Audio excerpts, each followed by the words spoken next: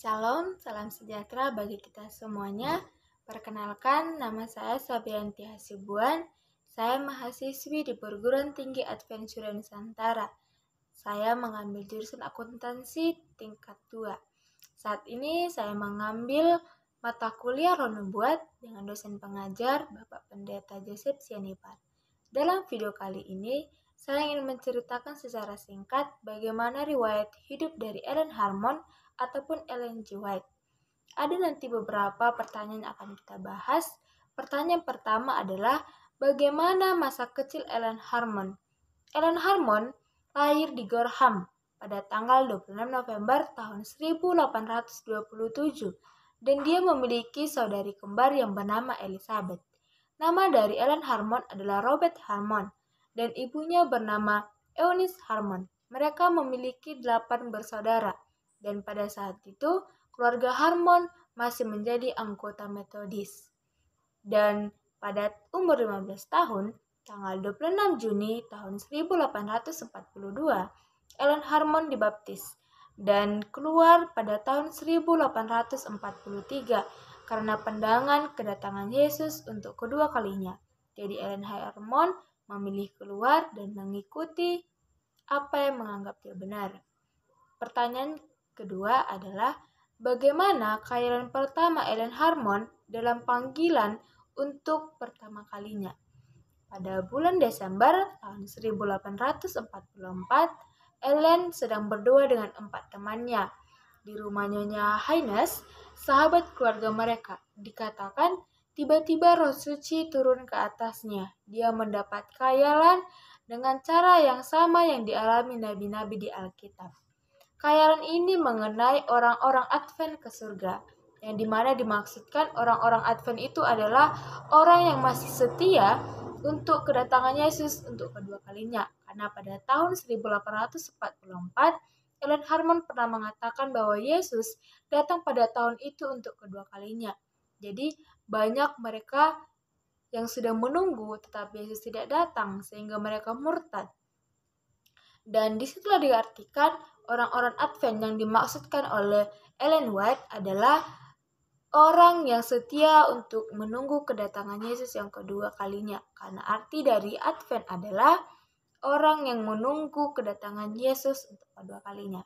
Pertanyaan ketiga adalah, apakah kehadiran Ellen White pernah diuji atau diragukan? Pada tahun 1845, ketika 8 bulan Ellen White tinggal di keluarganya, yaitu keluarga Otis Nichols, rumah tempat dia belajar Alkitab. Ada 3 seorang yang menganggap khayalan Ellen White hanya hipnotis belaka yang bernama Sargent, Robbins, dan Friends. Dan satu lagi, pada tanggal 12 Januari tahun 1861, ada Dr. Brown. Dia adalah seorang tabib kebatinan pernah berkata, khayalan yang Ellen White terima tidak lebih dari sekedar hipnotis belaka. Dan mereka 4-lah yang meragukan dan menguji khayalan yang dialami oleh Ellen White. Pertanyaan yang keempat adalah, bagaimana pertemuan Ellen Harmon dan James White sehingga mereka sekeluarga memelihara hari Sabat? Pekabaran Angel Harmon tersebar, dan pertemuan dengan James White dalam pekabaran Injil. James White sama saja dengan Ellen Harmon. Mereka suka pekabaran Injil. Dan pada tanggal 30 Agustus tahun 1846, mereka menikah dan hidup dalam keadaan miskin secara harta, namun kaya secara rohani.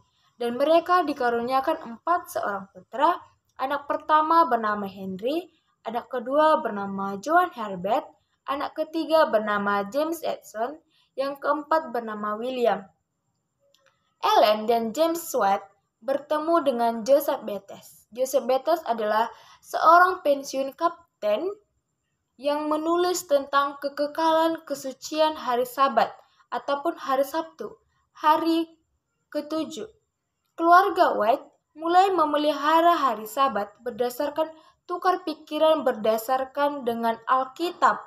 Mereka mengambil keputusan untuk memelihara hari Sabat pada tanggal 2 April tahun 1847.